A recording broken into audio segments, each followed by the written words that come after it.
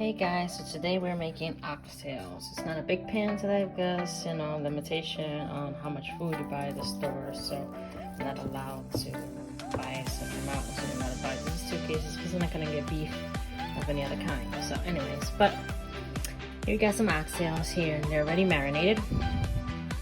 I used these seasonings. I used chili powder. Hold on 1 second. I used about 3 tablespoons each, so don't quote me on that. I did it to, taste, and I don't really measure all the time because I just cook out of sporadic, I guess. So anyways, I use chili powder, red pepper flakes, oregano leaves, cayenne pepper. So yes, it's gonna be on the spicy side. Some paprika, sea salt, black pepper, and garlic powder. Of course, once I make the water batter, I am gonna use tomato sauce. I don't use the whole can. I use maybe like a quarter of it or so, just to thicken the gravy. Let's use that. Oxtail seasoning. This is to taste, cause sometimes I use 3 to 4 tablespoons. Sometimes I use more than that, so it all depends on your liking. It makes the gravy nice and thick. Fresh garlic in it. Some onions in there. I am not doing it the Jamaican, obviously, oxtails. They're not Jamaican oxtails. I'm just making them my way. I have made them the Jamaican way as well before, but I'm just winging it today. I don't feel like going to the store and grabbing ingredients I do not have right now.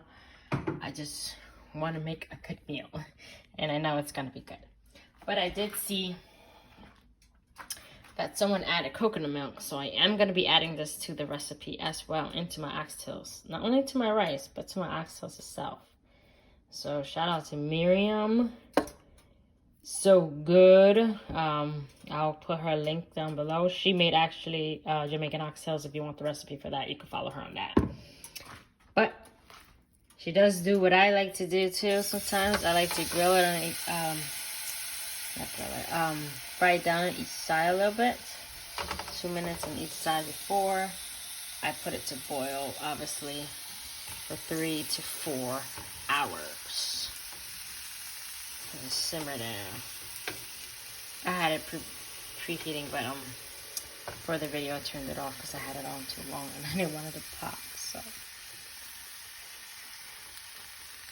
but I'll check back with you guys and show you the progress. So you want the color to kind of look like that. Cook just like that, lightly, before I place them in the pan. The seasonings that I showed you earlier, I am going to add another tablespoon or 2 to the water mixture. And I am going to be using some chicken stock as well. Probably like a cup or a cup or 2 for more flavor. You want less flavors you want in this meat. Make it nice and soft and tender. This smells good already. Can't wait! I'm like, it looks different already. I'm used to seeing the color of the gravy like this. So with the coconut milk, it all looks like that.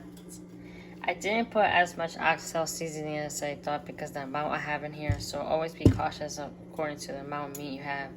So I only put about 3 tablespoons.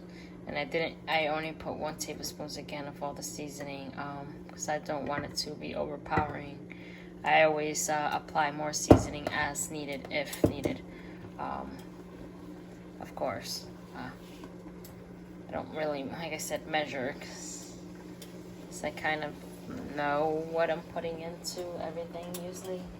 Play by eye and taste. That's how I always cooked. But I'm trying to keep the measurements and purposes and stuff for you guys. So I'm gonna let it boil for a little bit. Once it boils, then I put it down low, obviously, on the lowest level, and then I just let it cook for 3 to 4 hours. Obviously, once the meat is tender and falling off the bone pretty much, you know, nice and soft.